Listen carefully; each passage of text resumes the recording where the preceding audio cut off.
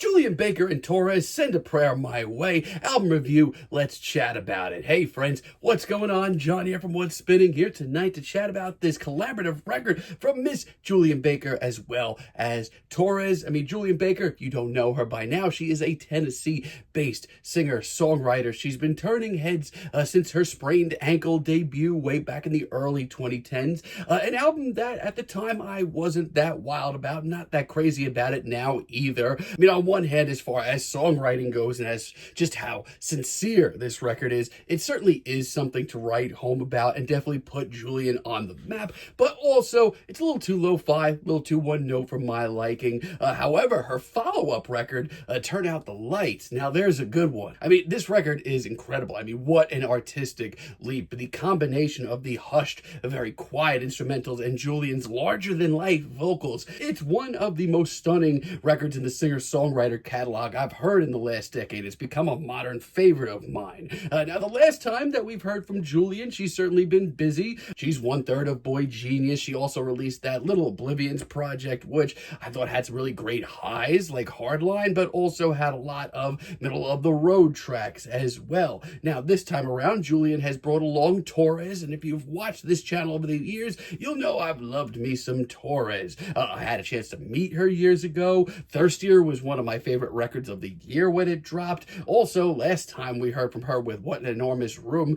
I was kind of confused on what she was doing. Which leads me to this new project, a collaborative record between the two of them. And from the singles, it is very clear that they're going for that alternative country sound. And some of these singles have been incredible. Some of them I still don't like. Let's chat about this thing. Some starts off with Dirt, and it is just such a cute, just sweet on the ears intro that shows Julien and Torres making some magic right off the bat. It's a breezy, dusty southern ballad with Julien taking the lead vocals here, and much like the rest of these two artists' catalogs, they are being just as revealing and sincere and direct with the listener as usual. I will say, this wasn't my favorite single when it dropped, and I think it sets the stage really nicely. The keyboards are a great touch, and Julien continues to find ways to kind of let you into her life, and I respect her for that. It is a great intro. It really does usher in the sounds of this record really nicely. I also just really love the harmonies and the dusty drama of the second half of this cut. It's solid. Also really love The Only Marble That I've Got Left. This one shows Torres taking the lead. Love the slide guitar here. Torres' very smoky and bluesy vocals are really nice as well. But there's something so classic and direct about tracks like this that just put a smile on my face. The harmonies, once again,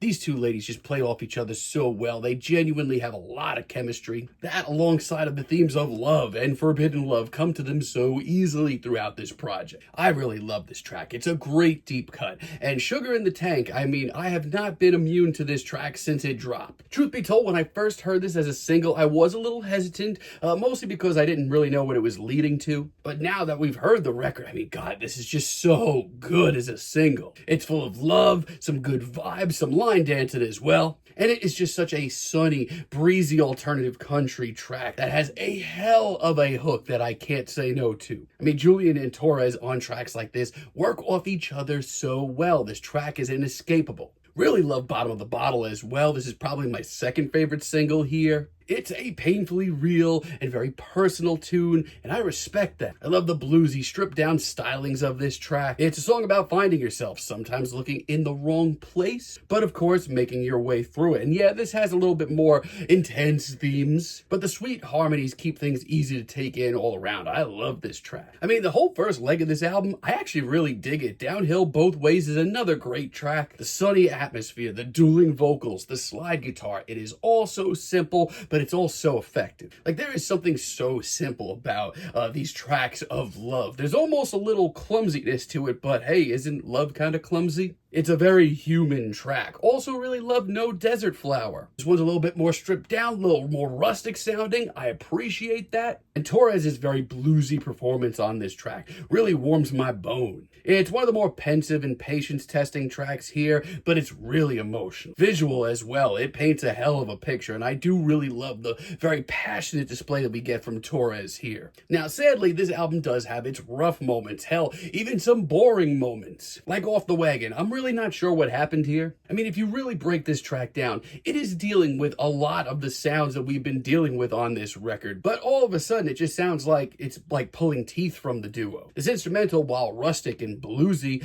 just seems lopsided, and Julien just doesn't really seem to get on track with it either. It is a long 3.5 minutes. I mean, Tuesday, I personally haven't been that wild about it since it dropped as a single, and I guess it's not the worst track here. I do really love the autobiographical lyrics that we get on this cut. It certainly has personality, and it does fit the themes of the album. It belongs here. But I don't know, this track just kind of moseys along awkwardly. I'm not that wild about the instrumental. I just feel like they could do a lot better, and they do a lot better. And then we get Showdown, which maybe once again isn't the worst cut here, but it's just so faceless once again. It's the first track here that I, listened to and I thought, hey, we've been here 3 or 4 times by now. It's still very personal and revealing, but I feel like we also don't really learn anything new. Also, why out of nowhere does this sound like legit Adrian Lenker worship? And Sylvia, late album single, I'm still not that sold on it. Once again, is it the worst thing I've heard this year? No, but is so below the bar of what we've got here. The harmonies are pleasant, the sense of love and adventure are nice as well. But once again, instrumentally, this is just so same old, same old. The pieces are here, but I'm just not that crazy about it.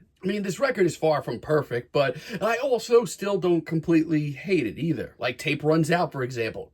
Deep cut of the record. This track is awesome. The drama and the storytelling here alone is a selling point. It's one of the album's most direct and intense moments in Julien and Torres' own way. Like, there are some old school yarn spinning qualities to this track, and the ladies really do bring the emotion, the charisma, the performances, the passion as well, but the atmosphere of this track, it's all my cup of tea. Amen to this. And Goodbye Baby as a finale is just plain quaint. The back and forth between Torres and Julien on this track is adorable. It actually adds quite a bit to this record. It's light, it's sweet, it's quirky, it's awkward, it's human in all the best ways. It's honestly one of the more memorable and charming tracks on this record. Hell, hearing this as a finale makes me say to myself, hey, I wouldn't mind listening to more from these two in this vein. I mean, yeah, these two really put on a solid record for their first collaborative one. There's a lot of genuine chemistry here. Not only that, but, for two artists that have never really done the whole alternative country thing full force, they sound like they've been doing it for years on this project. Not only that, but two of the more revealing indie songstresses right now continue to find new ways to bring us into their lives, and I appreciate that. But later on this record, things get faceless, downright clumsy, and just plain boring at times. It's just not that consistent at the end of the day, especially in the second half. But still, there's enough good material on here to check it out, and I'd be curious to listen to another if they'd ever put it out. I'm feeling a strong 6 on this record, but let me know what you all think down below. If you like the video, be sure to give us a like, give us a subscribe, and let me know down below what you would like for me to chat about in the future. And until next time, have a great day, friends.